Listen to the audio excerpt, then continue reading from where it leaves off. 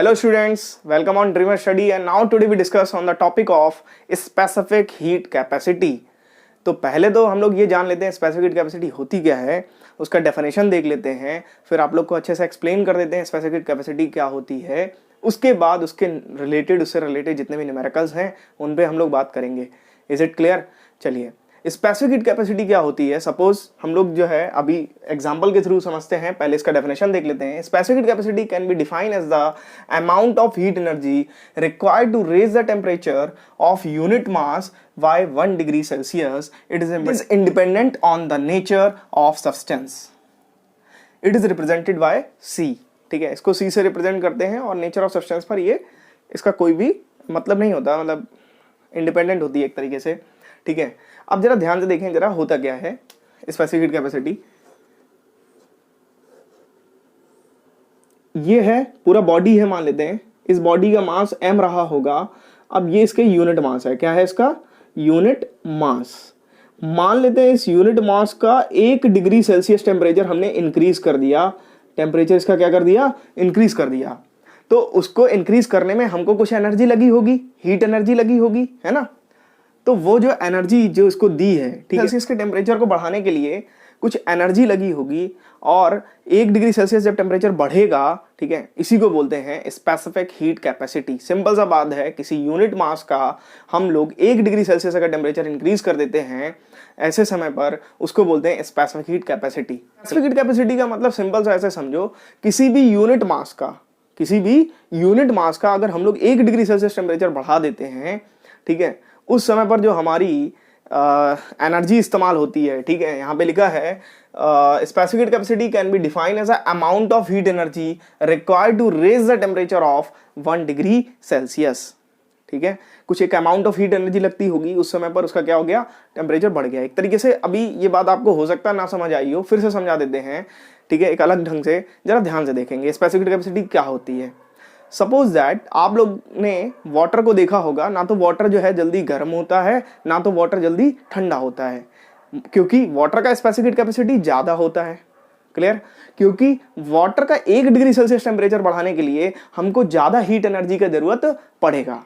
Clear? ज्यादा amount of energy का जरूरत पड़ेगा। क्लियर है ना। लेकिन अगर वहीं हम कॉपर ले लें या कुछ और ले लें, तो उसका जो है स्पेसिफिक हीट कैपेसिटी कॉपर का क्या होता है, कम होता है। कॉपर का स्पेसिफिक हीट कैपेसिटी क्या होता है, कम होता है। कितना होता है, 0.42 joule gram inverse degree Celsius inverse.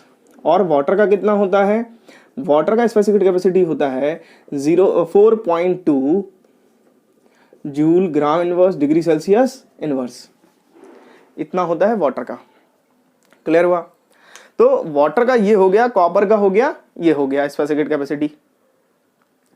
एक तरीके से स्पेसिफिक हीट कैपेसिटी का टर्म ऐसे भी समझ सकते हैं, जैसे कि सपोज वाटर है, वाटर हीट लेता जा रहा है, एक डेफिनेट इंटरवल टाइम ऑफ के बाद वो क्या होगा, हीट लेना बंद कर देगा और अब हीट रेडिएट करना शुरू करेगा। ठीक है, मतलब कि स्पेसिफिक हीट कैपेसिटी का मतलब ऐसे भी बोल सकते हैं कि जो रेडिएशन जल्दी से करने लगे उसकी स्पेसिफिक हीट कैपेसिटी कैसी होती है, कम होती है। और जो रेडिएशन देर से करे उसकी स्पेसिफिक हीट कैपेसिटी कैसी होती है, ज्यादा होती है। ठीक है, बात समझ आई? ठीक है, एक फाइन एग्जांपल ऐसे भी आप समझ सकते हैं, है ना। वाटर को हम लोग हीट देते जा रहे हैं, तो वाटर जब हीट लेता गया, एक समय डेफिनेट इंटरवल ऑफ टाइम के बाद वाटर क्या करेगा, हीट को रेडिएट करना शुरू करेगा। ठीक है, तो वाटर जितना ज्यादा समय लेगा हीट को रेडिएट करने में, उतना ही ज्यादा इसकी स्पेसिफिक हीट कैपेसिटी होगी। क्लियर हुआ? वाटर हम बोले गुड कंडक्टर ऑफ हीट है या बैड कंडक्टर ऑफ हीट है, तो वाटर जो है बैड कंडक्टर ऑफ हीट है, क्योंकि इसकी स्पेसिफिक हीट कैपेसिटी क्या है, ज्यादा है। ठीक है, थोड़ा आप लोग डिटेल में हम चले गए हैं थोड़ा सा। और एक तरीके से हम अगर बात करें, सी ब्रीज और लैंड ब्रीज फिनोमेना है, क्या इसी का फिनोमेना है कि वाटर का स्पेसिफिक कैपेसिटी ज्यादा होता है और इसी कारण से हमारा क्या होता है, सी ब्रीज और लैंड ब्रीज फिनोमेना होता है। क्लियर हुआ, है ना। चलिए, तो यहां पर हम लोग स्पेसिफिक कैपेसिटी के बारे में इतना ही रखते हैं कि क्या होता है स्पेसिफिक कैपेसिटी। जरा इसका फॉर्मूला भी देख लेते हैं। Q is equal to mc delta T, C is equal to Q upon m delta T, where Q is a heat given, m is the mass of substance, ठीक है, delta T raise in temperature,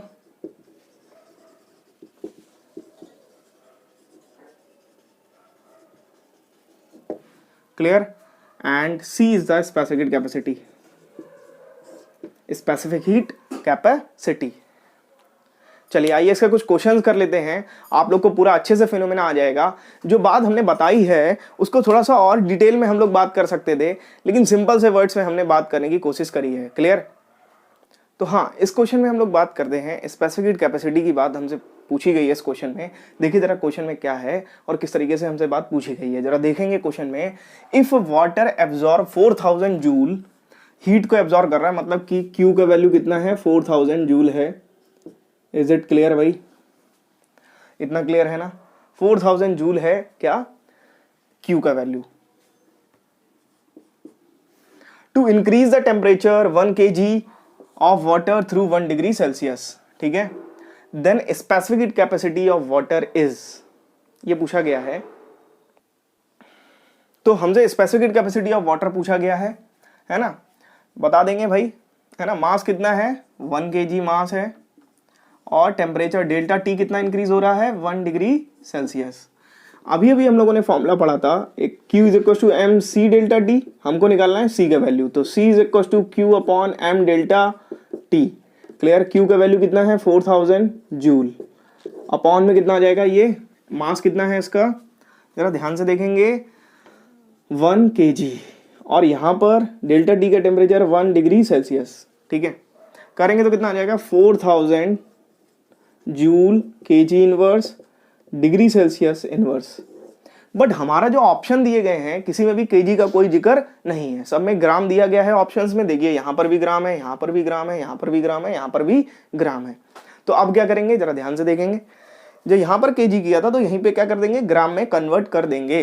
देखो जरा यहाँ पे देख लेते हैं, 4000 joule kg से ग्राम में कन्वर्ट करेंगे तो आ जाएगा 1000 का मल्टीप्लाई, और यहाँ पर 1 डिग्री सेल्सियस, 30 से 30 आउट, ये हो जाएगा, क्या हो जाएगा, 4 joule gram inverse degree Celsius inverse. Clear हो गया? अभी और भी क्वेश्चन है ऐसे, दिखाते हैं आप लोग को। चलिए मैं क्या बोल रहा है, जरा ध्यान से देखेंगे क्वेश्चन क्या बोल रहा है, जरा ध्यान से देखेंगे, ठीक है, ध्यान से देखने की कोशिश है।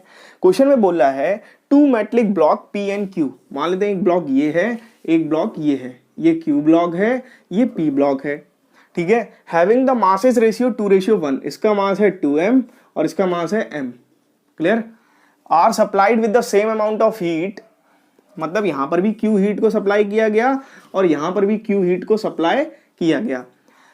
इफ देयर टेम्परेचर रेज, जो इनका टेम्परेचर हुआ है by the same degree, compare the specific heat capacity. Clear?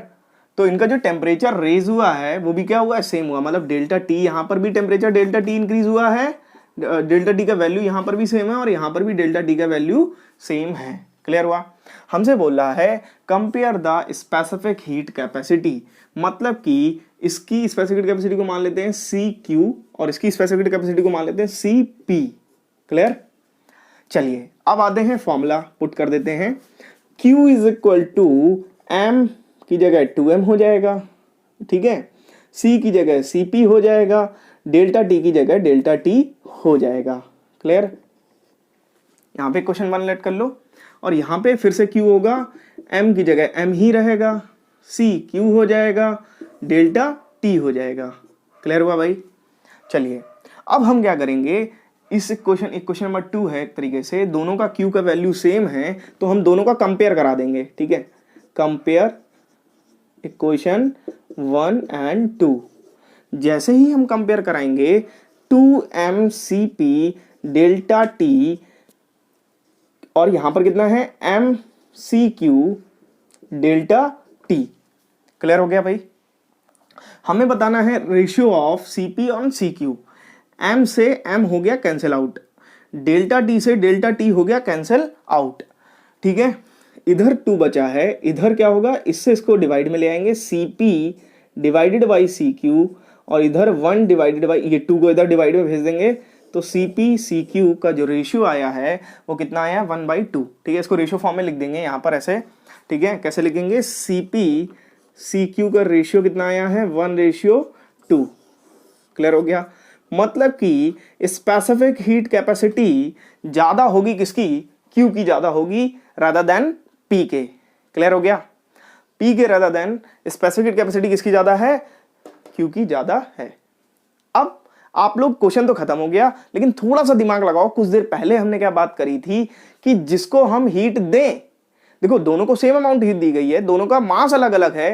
ठीक है, मतलब इसका मास 2m है और इसका मास कितना है, m है, समझना। मतलब 2m मास को हमने उतनी ही हीट एनर्जी दी। ठीक है, और इसका टेम्परेचर कितना, उतना ही रेज हुआ। और हमारा क्या हुआ, इसका भी जो है इसका m मास था और इसका जो क्या बोलते हैं टेम्परेचर रेज हुआ वो भी उतना ही रेज हुआ। ठीक है, मतलब कि एक तरीके से देखा जाए, क्या देखा जाए कि इसका टेम्परेचर देरी से रेज हुआ है। ठीक है, इसका टेम्परेचर देरी से रेज हुआ है, मतलब इसकी स्पेसिफिक कैपेसिटी क्या है, ज्यादा है। क्लियर, इसकी स्पेसिफिक कैपेसिटी क्या है, ज्यादा है। एक तरीके से ये भी बोल सकते हैं कि इसकी दुगनी है इसकी स्पेसिफिक हीट कैपेसिटी, है ना। बोर्ड में ये क्वेश्चन आपका पूछा ही गया है और क्वेश्चन इसी तरीके से ना पूछ सकता है आपसे, है ना। तो क्वेश्चन बोल क्या रहा है, आपको इस बात पर ध्यान देना है, क्वेश्चन क्या बोल रहा है। ठीक है, आइए नेक्स्ट क्वेश्चन पर आते हैं और देखते हैं नेक्स्ट क्वेश्चन में किस तरीके से हम लोग टैकल करेंगे।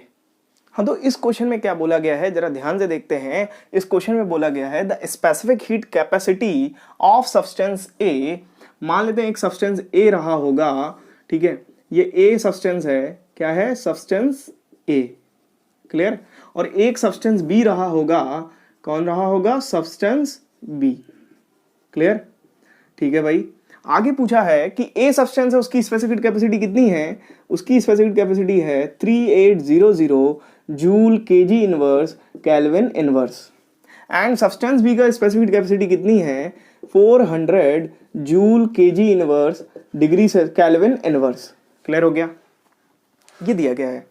अब क्वेश्चन ने क्या बोला, which two conductors is a good conductor of heat, मतलब दोनों में से कौन सा अच्छा कंडक्टर ऑफ हीट है ना। हम लोगों ने डिस्कस किया हुआ है, हमने अभी टॉपिक पढ़ाते समय स्टार्टिंग में ही डिस्कस किया था, जिसकी स्पेसिफिक हीट कैपेसिटी कम होगी वो उतना अच्छा कंडक्टर होगा, क्योंकि उसको उतनी ही कम अमाउंट में हीट एनर्जी चाहिए होगी अपना टेम्परेचर रेज करने के लिए। क्लियर हुआ, बात समझ आई कि नहीं आई, देखते हैं जरा। मतलब कि स्पेसिफिक हीट कैपेसिटी ए की ज्यादा है किससे, बी से। क्लियर हुआ, बी से ज्यादा है ए की, तो यहां पर बोलेंगे बी, सब्सटेंस बी, क्या बोलेंगे, substance B is a good conductor of heat, conductor of heat because it take less amount of heat to heated quickly। मतलब कि ये लेस अमाउंट में हीट लेते हैं अपने आप को क्या करने के लिए, हीट होने के लिए। क्लियर हुआ, लेकिन अगर ए का स्पेसिफिक कैपेसिटी ज्यादा है तो वो ज्यादा अमाउंट में हीट लेगी अपने आप को क्या करने के लिए, हीट करने के लिए, अपने आप को टेम्परेचर रेज करने के लिए। Is it clear. अभी एक क्वेश्चन और भी देखते हैं, उस क्वेश्चन में देखिएगा आप लोग, पूरा न्यूमेरिकल कॉन्सेप्ट है। अब आगे देखते हैं, चलिए आइए देखते हैं। हाँ, तो इस क्वेश्चन में देखिए जरा क्या दिया गया है। क्वेश्चन में दिया गया है एक सॉलिड है जिसका मास है 50 ग्राम। ठीक है भाई, एक सॉलिड है जिसका मास कितना है, 50 ग्राम। ठीक है भाई, mass of solid is 50 gram. Place, इसका टेम्परेचर कितना है, 150 डिग्री सेल्सियस। तो भाई टेम्परेचर इसका ज्यादा होता है, हम लोग T1 लेट कर लेते हैं 150 degree Celsius. Place in 100 gram of water at 11 degree Celsius. मान लेते हैं ये पानी है, कितना है, 100 ग्राम पानी है। मास ऑफ वाटर कितना है, 100 ग्राम। क्लियर, और मास ऑफ वाटर जो है यहाँ पे, तो ये हो गया, इसका टेम्परेचर कितना है, T2 है 11 डिग्री सेल्सियस। इन दोनों से जो, जब ये इसके अंदर डिप हो जाएगा, इसके अंदर ये सॉलिड चला जाएगा, तब जो मिक्स टेम्परेचर होगा दोनों का, ठीक है, वो होगा T, वो है 20 डिग्री सेल्सियस। क्लियर हुआ। मतलब मिक्स टेम्परेचर एक तरीके से कितना है 20 डिग्री सेल्सियस, 20 डिग्री सेल्सियस। इतना क्लियर हुआ। चलिए हमसे बोल रहा है specific heat capacity of solid बताओ। Specific heat capacity of water है 4.2 joule gram inverse degree Celsius inverse. Clear हुआ। यहाँ पे हमको स्पेसिफिक कैपेसिटी ऑफ वाटर दी गई है 4.2 joule gram inverse degree Celsius inverse.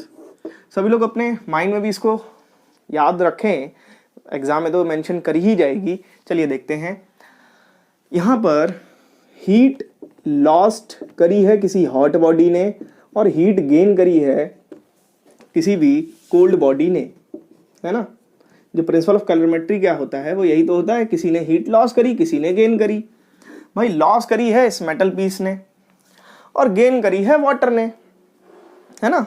चलिए आइए, तो लॉस करी है तब भी यहां पर होगा MS/CS डेल्टा T, यहां पे होगा MW/CW डेल्टा T। अच्छा डेल्टा T का यहां वैल्यू होगा T1 - T और यहां पर डेल्टा T का वैल्यू होगा T - T2। क्लियर। यहां पे CW लिख देंगे, MW और यहां पर क्या होगा CS एंड MS। हमको CS निकालना है, इसको डिवाइड में भेज देंगे तो CS इज इक्वल टू हो जाएगा MW/CW T - T2 अपॉन क्या हो जाएगा MS और T1 - T। इतना क्लियर हो गया आप लोग को? इतना क्लियर हो गया ना। अब बस कुछ भी नहीं है क्वेश्चन में, जरा ध्यान से देख लेते हैं। नथिंग इन दिस क्वेश्चन, कुछ भी नहीं है, बस केवल कैलकुलेशन करना है। स्पेसिफिक कैपेसिटी ऑफ सॉलिड निकालनी है। मास ऑफ वाटर है 100, 4.2 T कितना है भाई 20 - 11 और यहाँ पर आ जाएगा कितना 150, है ना। सॉरी 150 नहीं, यहाँ पे हो जाएगा 50 ग्राम हो गया। और T1 का वैल्यू कितना है, T1 का वैल्यू है 150 - 20। क्लियर हो गया। 100 × 4.2 950 130 करेंगे, सॉल्व कर लेंगे। 2 ज़ा पॉइंट हटाएंगे तो यहाँ पे 0 आ जाएगा। 9 2 ज़ा 18 हो गया। 4.2 1300 यहाँ पे हुआ। जब इसका पूरा कैलकुलेशन करेंगे 0.59 joule gram inverse degree Celsius inverse. Clear हुआ? बात समझ आई है या नहीं आई? चलिए अब ये कैलकुलेशन कैसे हुआ है ये भी बता देते हैं, जरा ध्यान से देखेंगे। इससे इसको पहले कट कर देंगे, यहाँ पे कैलकुलेशन हम बता देते हैं, जरा ध्यान से देखेंगे आप लोग, ठीक है। कैलकुलेशन भी जान लीजिए कैसे होगा, ठीक है। 13 1 ज़ा 13 आएगा कितना 5.0, 13 3 ज़ा 39, ओके। यहाँ पे कितना आ जाएगा 11 110, 13 9 ज़ा 8 ज़ा 104, यहाँ पे कितना आ जाएगा 60 आ जाएगा। 13 4 ज़ा 52, यहाँ पे कितना आ जाएगा 8 आ जाएगा। 13 80 हो जाएगा। 13 5 ज़ा कितना होगा 65, 13 5 ज़ा 65 हो गया। 13 7 78 हो गया यहाँ पे, ठीक है। 6 ज़ा 78 हो गया यहाँ पे। तो फिर इतना लंबा जो है नहीं ले जाना डिजिट, इसको यहाँ पे करेंगे राउंड ऑफ कर देंगे तो ये 5 हो जाएगा। 5 से राउंड ऑफ करेंगे 9 हो जाएगा और इसको करेंगे तो ये 1.4 हो जाएगा। तो यहाँ पर एक्चुअल में जब हमने इसके कट किया यहाँ पे तो 100 आ गया और यहाँ पे आ गया 1.4। क्लियर हुआ भाई?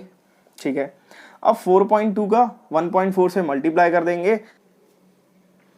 अच्छा यहाँ पे 4.2 नहीं होगा, यहाँ पे 4.2 नहीं होगा, यहाँ पे 42 होगा, ठीक है।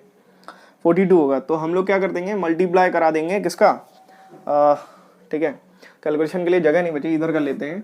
तो इधर हो जाएगा CS is equal to 42 into 1.4 divided by कितना हो जाएगा यहाँ पे,